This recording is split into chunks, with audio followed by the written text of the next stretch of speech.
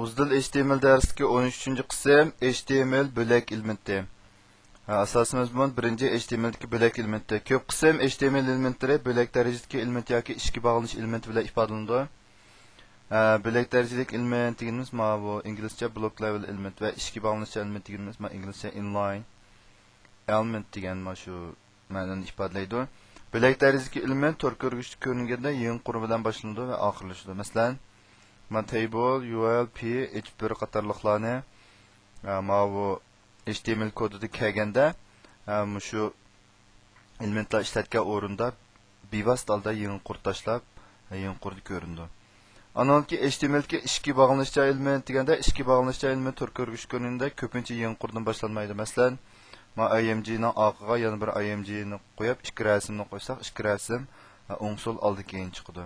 Agar buningga bu P abzas bölükünü qo'yadigan bo'lsak, undaqda bu ikki abzasda bunda ko'rindi. Anadan keyin bu ulanish xat kuchi, TD xat kuchi, B xat kuchi qatorliqlar xatni tom ko'rsish.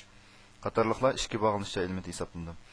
Şimdi HTML'dagi div elementi, HTML'dagi div elementi bo'lak darajalik element bo'lib, u orqali boshqa HTML elementlarni qachon qut yasig'ili bo'ldi.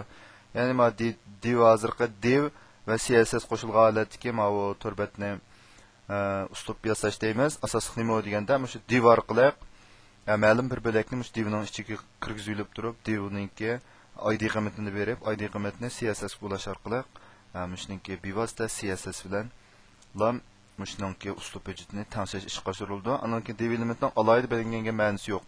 Lekin tor ko'rgichda bu xat kuchning oldi keyinda avtomatik qurt tashlaydi. Biz uni CSS bilan moslashtirib ishlatib, uslub xarakter belgilash qo'limiz bu hozir deb o'tdik. Div bilan betlayasini belgilash table orqali belgilangan qaraganda ko'p qulaylik. Abda burun table ishlatdik. Tablening hozirmi bir alohidaligi bu table orqali betlayasini belgilaganda har qanday tor ko'rgich normal ko'rindi. Lekin buningki betnima bu loyilash kodi div qaraganda kod sonimi jiqib ketadi.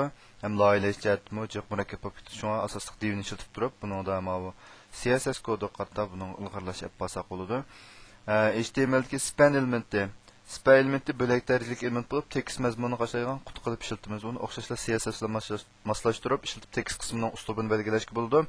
Uning div bilan o'xshamaydigan yeri bu span buniki ishga bog'lanish elementi hisobida bu yeng qur tashlab etmaydi.